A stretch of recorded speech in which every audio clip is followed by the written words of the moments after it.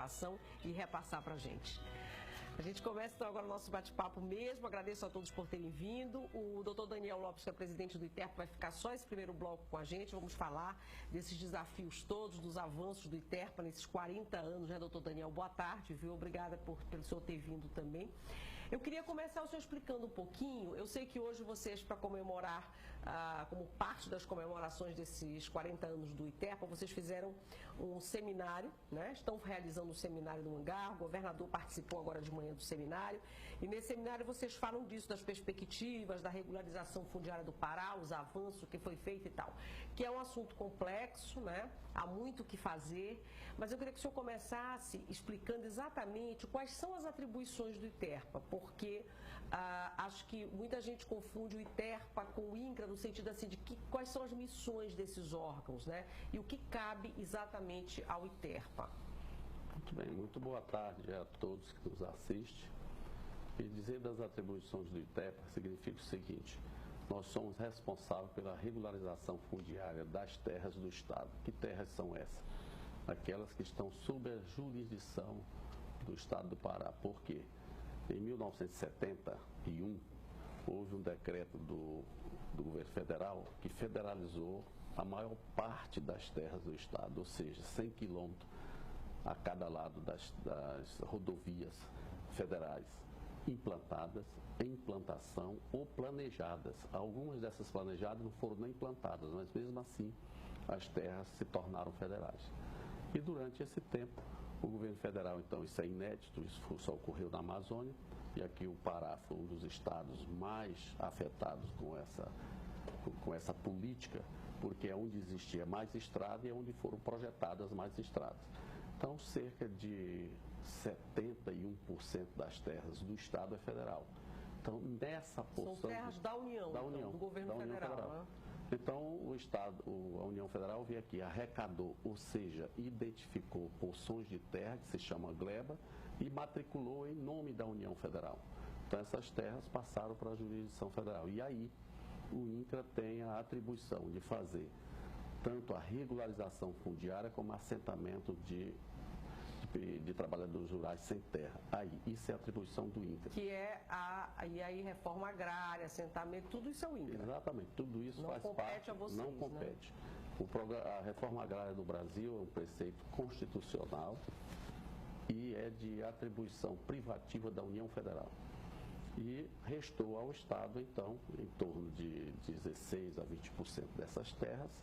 E aí, nessas áreas esparsas aí no Estado, que é um também dos desafios, porque ficaram áreas bastante distantes, não blocos, e aqui o ITERPA exerce a sua atividade. E aí a atribuição do ITERPA é fazer a regularização fundiária. O que significa? As pessoas que ocupam essas terras estão aptas, se preenchem os requisitos de produtor rural, a receber o título da terra. Então, essa é uma das atribuições do ITERPA. A outra isso é que significa regularizar o título, né? Regularização fundiária, regularizar o ocupante da terra, que está ocupando a terra. Em áreas aí que não estão ocupadas efetivamente, que seriam áreas que está dentro do zoneamento econômico e ecológico, na área de expansão, ou seja, além daquelas que estão ocupadas, essas áreas são regularizadas em conjunto, ITERPA com o IDEFLOR.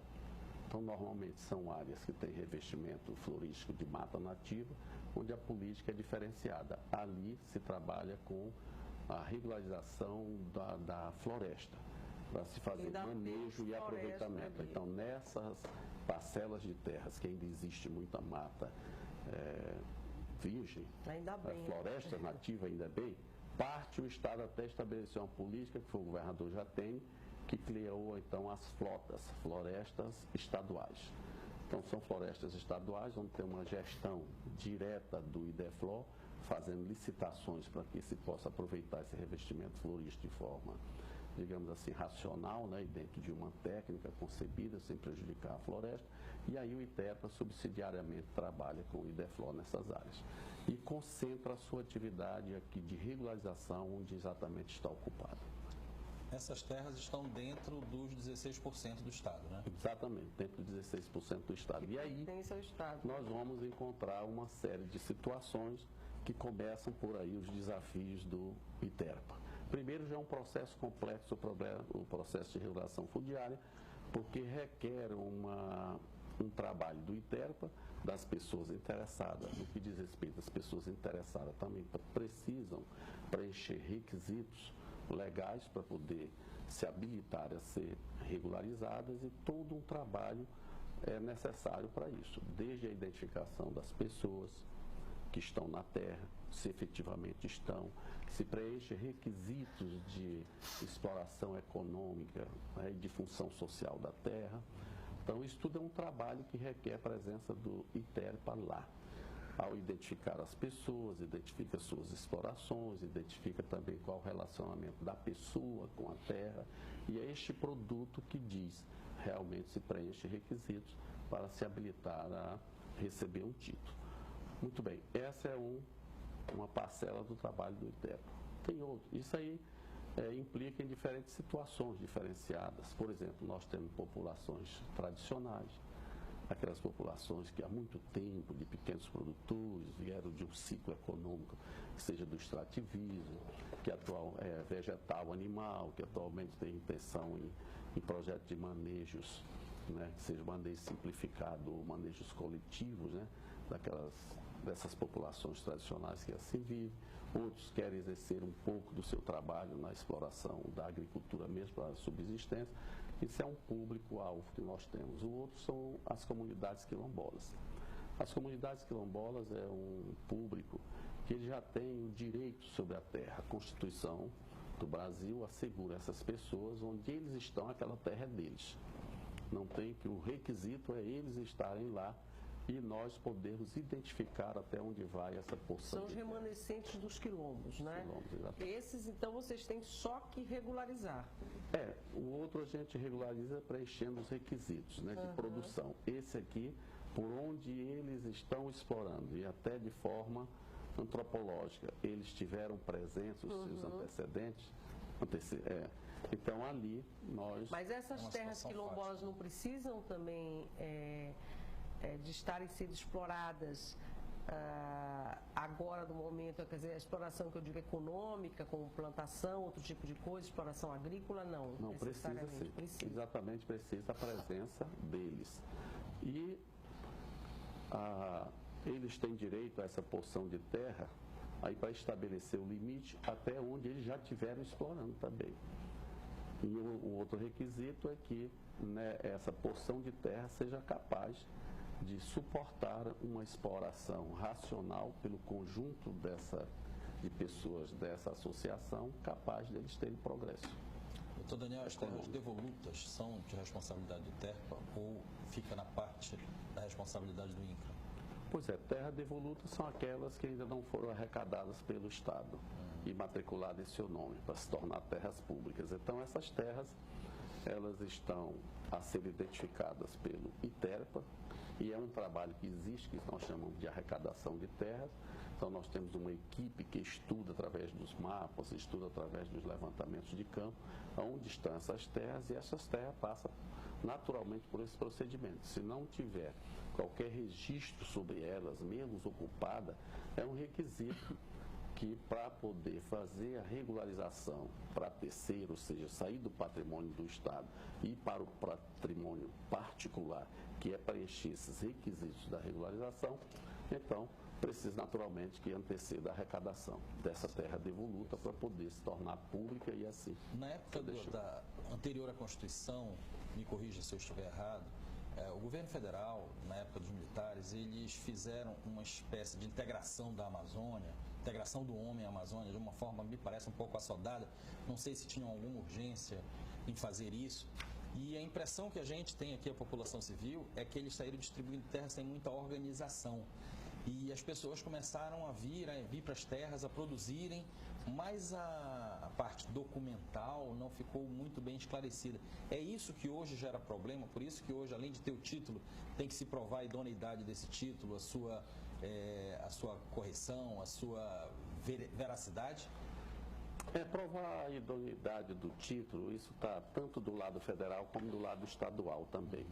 Eu diria que o programa federal, que federalizou as terras, aqui ao mesmo tempo em que essas terras foram arrecadadas por ele, foram criadas uma série de programas e também outros instrumentos de intervenção nessas terras, no sentido de buscar uma ocupação territorial. E aí, talvez você esteja falando de alguns programas como a abertura das estradas, que foram a Transamazônica, havia um grande projeto de colonização, tinha aqueles slogans que era ocupar para não entregar, homens sem terra do Nordeste para terra sem homem na Amazônia. Isso. Então é claro que esses programas surtiram efeito, mas surtiram também uma série de equívocos desse tipo de programa. A pressa, como você falou, a falta talvez da estrutura capaz de acompanhar esse movimento todo.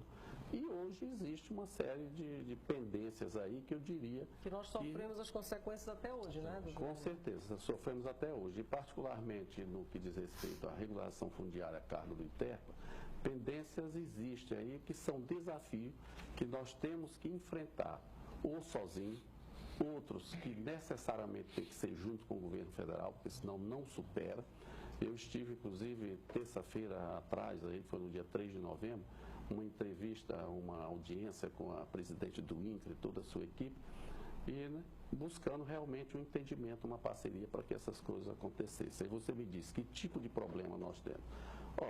Esse decreto que federalizou as terras do Estado, ele foi revogado em 87. Então significa que terra nenhuma pode ser mais federalizada de 87 para cá.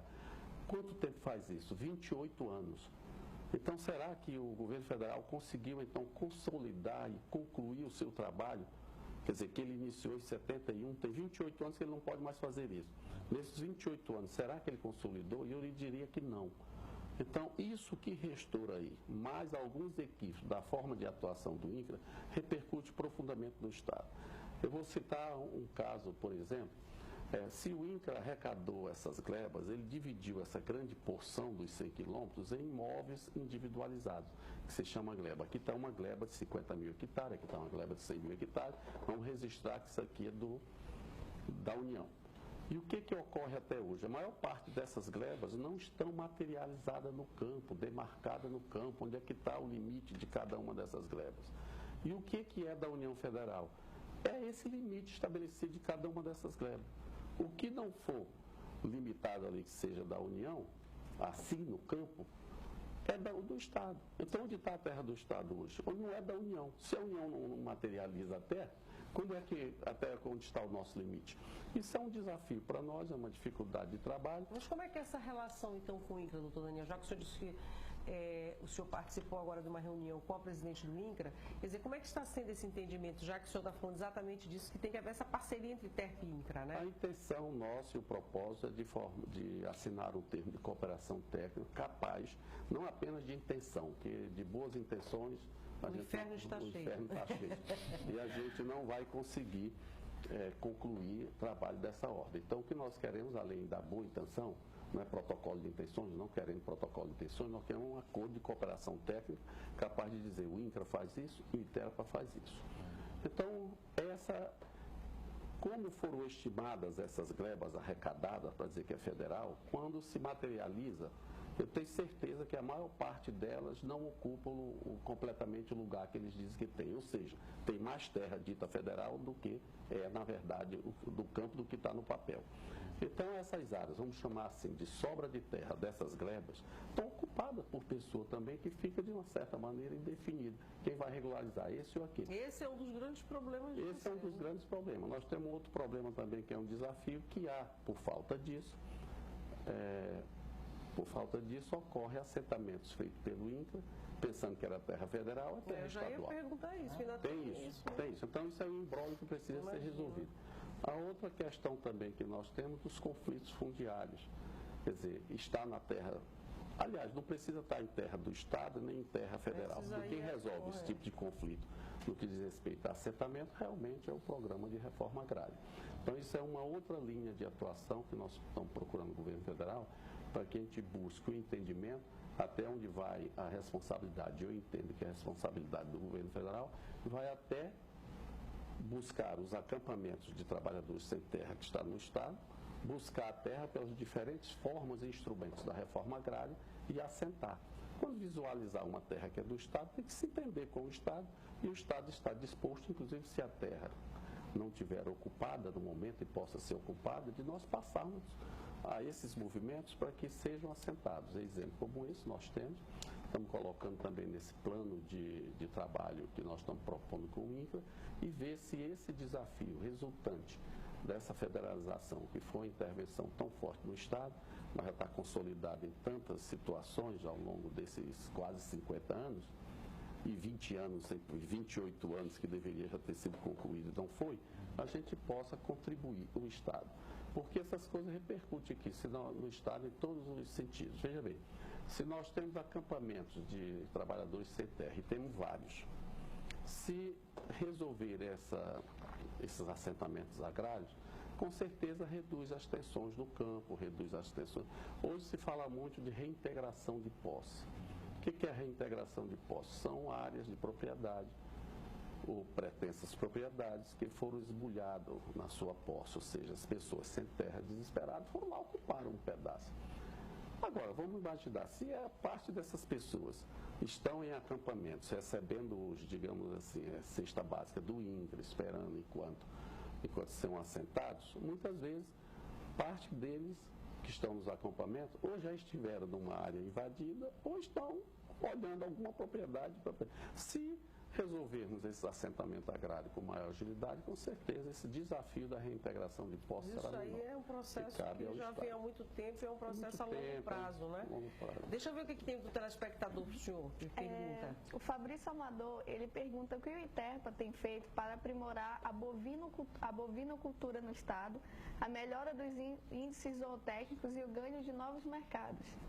O que o ITERPA pode fazer e tem procurado fazer é fazer a regularização das terras desses pecuaristas.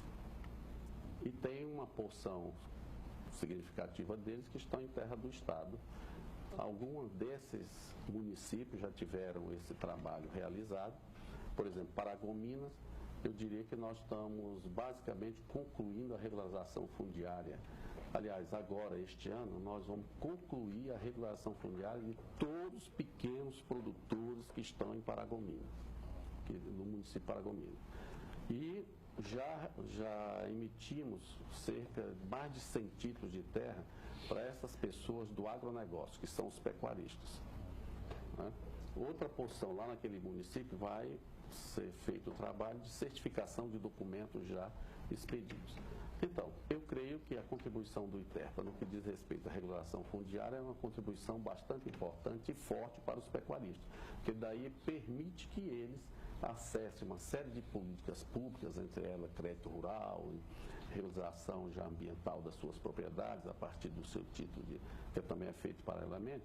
Isso aí só vai favorecer. Eu acho que o ITERPA fundamentalmente pode fazer seria isso. Porque é o que está na alçada de vocês, né, doutor Daniel? Porque não cabe ao ITERPA outro tipo de interferência, né, na economia propriamente dita. Quer dizer, a forma é essa, a Deparar, que faz a vigilância, a SAGRE, as secretarias todas dessa... Você lembrou bem, é verdade. Doutor Daniel, os registros dessas terras que o senhor fala que o ITERPA está refazendo, revendo, certificando a autenticidade deles, o registro de cartório, do cartório lá de registro de imóveis, estes registros não são confiáveis?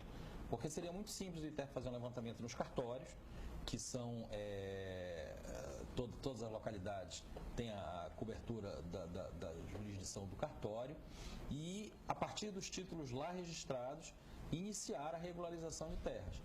Este trabalho todo que o ITERPA tem, que a gente está acompanhando, que é de muito tempo e para muito tempo, é pela não confiabilidade dos registros feitos nos cartórios, é isso?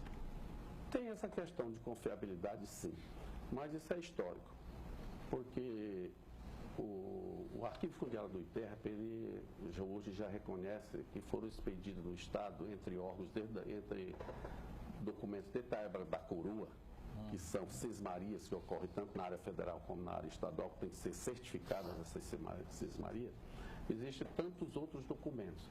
E nós já computamos cerca de 150 mil documentos.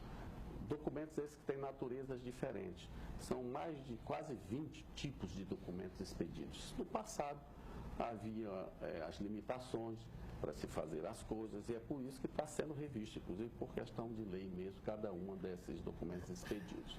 O que acontece? Algum desses documentos nem poderia ser levado ao cartório para ser registrado em cartório. Um exemplo, uma certidão de ocupação de terra.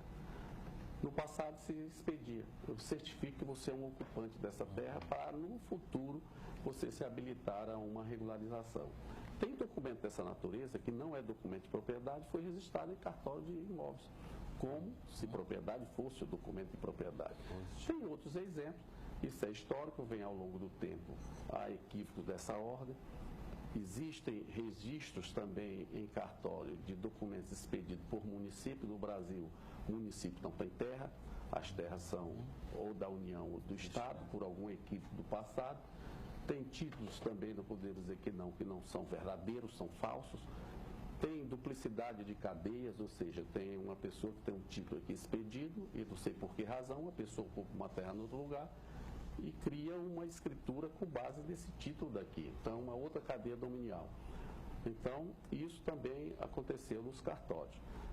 Ocorre que, ultimamente, ou de uma década para cá, tem sido feito um trabalho muito bom nos cartórios. O judiciário tem feito um trabalho muito bom, as corregedorias do interior, e os cartórios hoje, inclusive por outros instrumentos de ordem legal também, já têm muito mais cuidado, estão mais estruturados, mas existe um passivo aí do passado, portanto, que não diz respeito só aos cartórios. O cartório está lá, mas outras coisas aconteceram.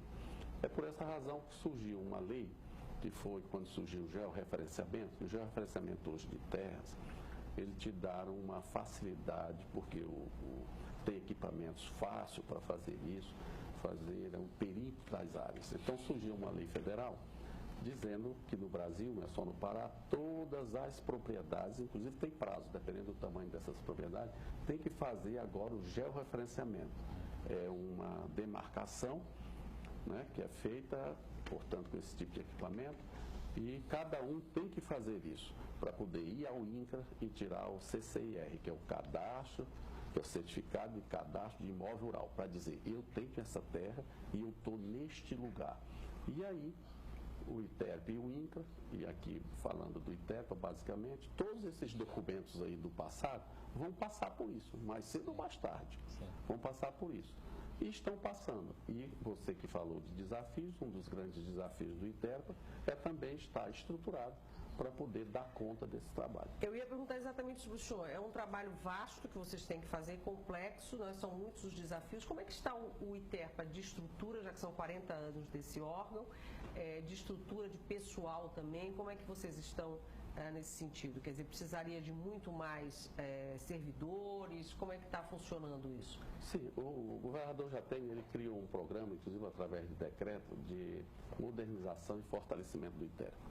Então, o ITERPA realmente precisa de ter uma estrutura mais robusta, de ter condições de atender a toda essa demanda que está ao nosso cargo. E então, entre eles está a criação de uma nova sede. E eu tenho dito, para explicar a todo mundo, que a nova sede não significa apenas mais conforto apenas para o nosso funcionário, que só por aí já justificava a nova sede. Mais conforto e condições de receber os nossos usuários também. Mas, primordialmente, nós, além disso, estamos trabalhando para estruturar o órgão. Esses procedimentos de regularização fundiária, de distribuição de terra, certificação, toda essa coisa, ele teve uma transformação muito forte nos últimos anos. Antes, a gente trabalhava com base manual. E agora tem a tecnologia e nós temos que utilizar essa tecnologia ao nosso favor. Então, hoje nós trabalhamos com base em programas de computador. Hoje o técnico vai para o campo, leva um aparelho do tamanho de um celular e ele é capaz de fazer a demarcação da terra com aquilo. Na hora que ele está fazendo isso, ele já está jogando na memória, joga na memória de um notebook, de um computador. O computador é que desenha a propriedade, não é mais aquilo que se fazia uma caderneta de campo, que é para os desenhistas desenhar lote, isso não existe mais. Eu, por exemplo, quando me formei era assim, né? Tive que me adequar às situações atuais. E quantos técnicos do ITERPA estão nessa condição? Então, o ITERPA precisa estar estruturado para isso. Isso requer rede lógica, requer equipamentos, requer software. Mas investimentos estão sendo feitos nesse sentido? Estão sendo feitos, doutor Daniel. Com Porque certeza. assim, a impressão da gente que está de fora, e aqui eu não quero apontar governo A, B, C, D, são 40 anos de ITERPA, É verdade. mas que o ITERPA fica, parece que meio ali quietinho, os investimentos são feitos nas secretarias, em outros órgãos, de um modo geral, eu estou dizendo, parece que a gente não ouve falar muito do ITERPA nesse sentido, né? Em investimento, concurso para novos servidores e tal. Por isso que eu estou lhe perguntando isso. Para quem está de fora, que não é do órgão e tal, dá essa impressão. E aí eu queria lhe perguntar, é um órgão tão fundamental, um trabalho tão importante, tão complexo que vocês fazem, né? Exatamente. E precisaria de muito investimento também. Mas né? está vendo os investimentos. Hoje mesmo o governador já tem, ele destacou um crédito orçamentário de 7 milhões de reais para reformar e ampliar um prédio que vai ser a nova sede do ITERPA. Nós já temos no PPA Onde também. seria essa nova sede? A sede vai ser na Augusto Montenegro, ao lado do antigo Palácio dos Despachos, onde um prédio onde funcionava a FASEPA. Certo. Então lá vai ser uma sede definitiva. O ITERPA tem 40 anos e está no prédio alugado. Antigamente, eu acho que quase há 40 anos. O que eu estou dizendo tem uma razão. Tem uma razão, é verdade. Você está falando, não é? É com razão mesmo. É. Mas o próprio governador hoje ele estava dizendo que há 10 anos ele destacou através do programa o Para Rural recursos para que fosse feita uma nova sede. E aí tiveram alguns atropelos, mas essa missão ele me deu no dia que nós assumimos o ITERPA. E nós estamos cumprindo hoje com a presença dele lá, que assinou, e nós vamos ter esse Você assumiu quando? Eu assumi em janeiro agora com a sessão do governador, com a posse do governador. Então nós temos isso e temos também os nossos programas de regularização. Só para a gente finalizar, este seminário que está sendo feito hoje, está sendo realizado no hangar, faz parte das comemorações dos 40 anos. Mais alguma coisa que vocês vão fazer para comemorar ou alguma outra coisa especial? Além da sede hoje que foi assinada pelo governador, eu queria destacar que hoje mesmo, já apontando para essa modernidade do ITERPA, nós lançamos um site novo. Esse site ele cumpre inclusive a lei de transparência e permite que todos os usuários do ITERPA tenham uma linguagem simplificada para poder entender esses procedimentos que o ITERPA realiza. Vai ter também um bloco onde as pessoas podem interagir com o ITERPA, perguntar e ter informações sobre aquilo que se realiza lá e o que é que ele está interessado em realizar no ITERPA e resolver sua situação. Foi lançado hoje também um sistema de intranet para que permita que as pessoas acompanhem os seus processos dentro do ITERPA.